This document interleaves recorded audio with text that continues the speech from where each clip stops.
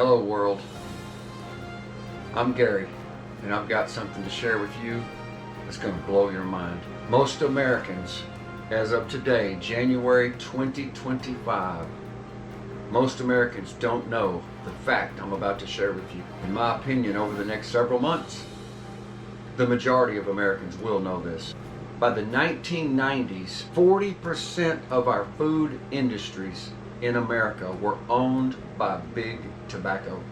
The same companies that helped poison and kill millions of Americans with their stinking tobacco products.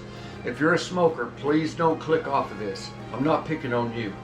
I love some people that are smokers. The fact that they smoke doesn't change the fact that I love them. But you need to know what has happened to us through big tobacco. And it will tie into big food in a minute. Couple of personal stories real quick. And you have personal stories about people you knew and loved that died due to smoking.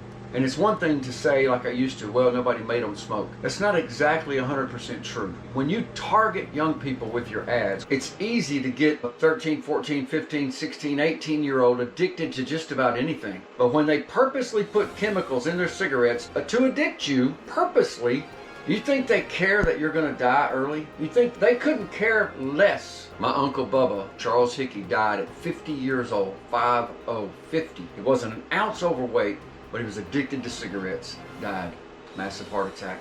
Let me give you a couple of examples of their commercials from back in the black and white era when this was at its peak. And this ties to the food company, hang in there.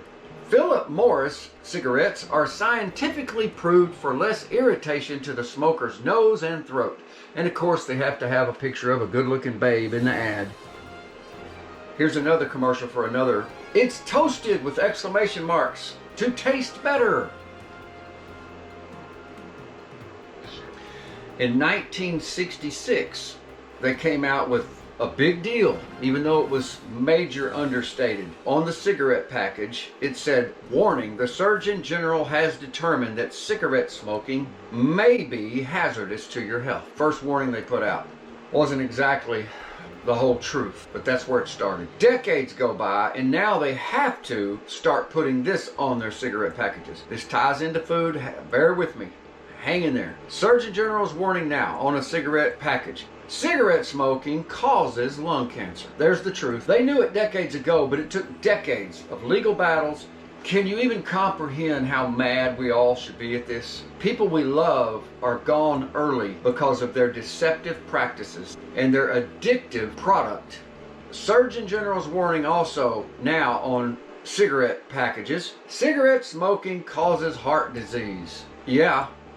Now, let's tie that in to the food industry. Here's another little fact. The Marlboro Man, and they found a good-looking dude with a chiseled face, put a cowboy hat on him, and it shows him chopping firewood, putting up barbed wire fence with a Marlboro hanging out of his mouth. That's the deceptive practice. Here's the reality. His name was Eric Lawson. Eric Lawson, who appeared in Marlboro print ads, died at the age of 72, January 2014, of respiratory failure due to COPD. That is chronic obstructive pulmonary disease. Cigarettes killed him. Later in his life, he came out against cigarettes, but the damage was already done. My point being, do you think the billion-dollar cigarette industry, tobacco industry, gives a flying rat's ass how many people they killed with their product? They couldn't care less. Food companies. Back to the fact that all of America needs to know. In the 1990s, 40% of our food industries was owned by big tobacco. And guess what they started doing? With sugar.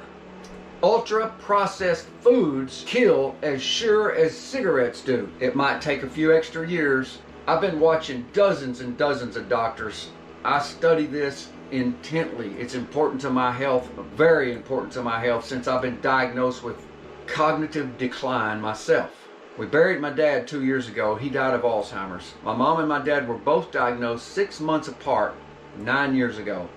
My dad, or maybe closer to 10 years ago, don't matter. My dad passed away from Alzheimer's. My mom is about to pass away any day now. She's been in a nursing home for 3 years, I think, three. Three of my aunts have died of Alzheimer's, and one has it and surely will die from Alzheimer's if something else don't kill her sooner. So diet is extremely important to me. And when I found out these facts that I'm telling you about, on October the 20th, I saw an incredible interview. And I'm going to show you right now how you can watch this. I highly recommend you watch it. This might be a little grainy, but I want you to look this up and watch it. Okay? Pause on that, write it down. It is Michaela Peterson. You can get on YouTube and all you have to do is say or type in Michaela Peterson. You don't have to spell her name right, she'll come up. Michaela Peterson, Hal Cranmer, C-R-A-N-M-E-R, Cranmer. Hal Cranmer owns 4 nursing homes in Arizona. I want you to watch his interview. It's over an hour long interview. It changed my life, okay, for the better. When I was diagnosed with cognitive decline a couple of years ago now, the first thing I did was go into a dark hole of depression. Deep dark hole. Well, almost that whole time since I was diagnosed until October the 20th, I was extremely depressed to the point I wasn't sure I wanted to continue this thing we call life. That's getting pretty serious when you get to that point. I decided instead of giving up, I want to study, is there anything I can do about it? Is there anything I can do about this? The good news is I found out, yes, there is. And this interview, if you have family members with cognitive issues, or if they've just recently been put in a nursing home, it's really a little too late for my mom. She's in year 9 of dementia, and changing her diet at this point will not help her. She's too far gone. But if you're new to any cognitive issues or you have family members, watch that interview. To sum it up in a quick nutshell, this man that owns 4 nursing homes in Arizona, he talked 25 to 30% of his patients, which are elderly confined to nursing homes, he talked 25 to 30% of them into going on a sugar-free diet. And over the period of several years, 7 of those old folks got so much better cognitively and physically, they got to go back home. Let that soak in for a second. That is unbelievably huge. And so when I watched that interview on October the 20th, 2024, that day I asked my wife, would you please not add sugar to our tea starting today? Thank goodness she agreed. And the next day we both started this journey of no sugar. That sugar is linked to brain health, brain fog. Some doctors are now referring to Alzheimer's as type 3 diabetes. There's a major connection. They hadn't done enough study to know what exactly, but you don't have to know what exactly when you see the evidence of what it will do for you when you stop eating sugar. I don't like calling it a diet because what I'm doing, but I take this very personal.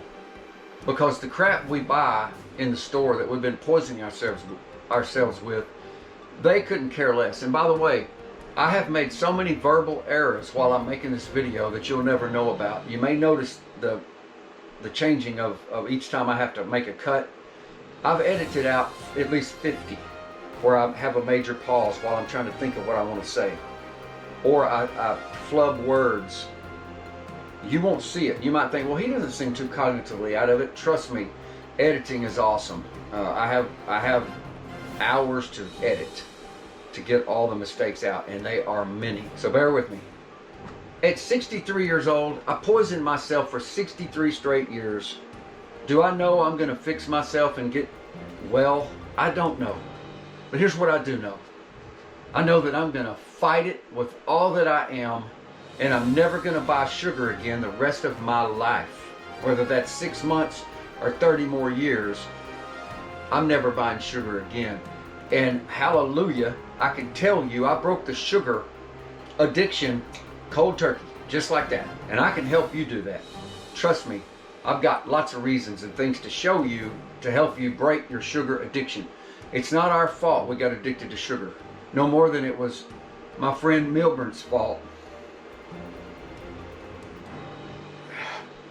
for getting addicted to cigarettes, or the millions of Americans that they killed slowly and poisoned because of their deceptive practices. I'm very angry, very mad at what has happened to me my whole life that I didn't know until recently at 63. I want to help the rest of America learn this. If you're young and you think you're healthy and you're buying Pop-Tarts and Corn Pops and Captain Crunch, you're slowly poisoning yourself, and it will take you out probably early, most likely. Fatty liver disease, heart disease, Alzheimer's, dementia, all related. Gallbladder issues. I had to have my gallbladder taken in emergency surgery because I was being poisoned by my gallbladder because it was full of stones. I can't prove this, but if I could back up 10 years and get on this new lifestyle I'm on of exercise and eating real food, I believe I'd still have a gallbladder. I really do.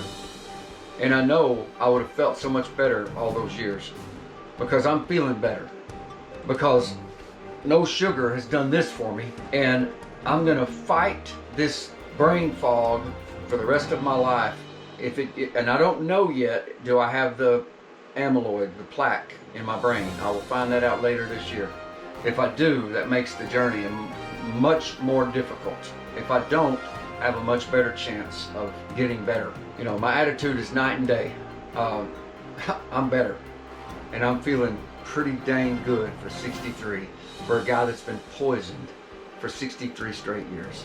Feeling pretty good about it. So I hope you'll come join me in the fight against sugar addiction.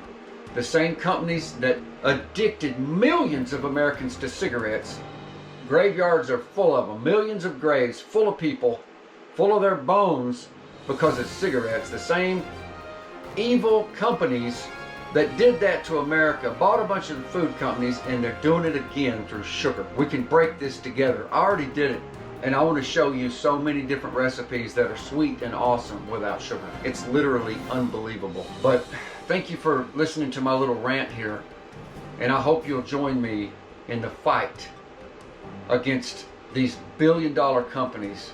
And they do it through evil means that's killing people, and they know it. Shame on them is not a firm enough statement.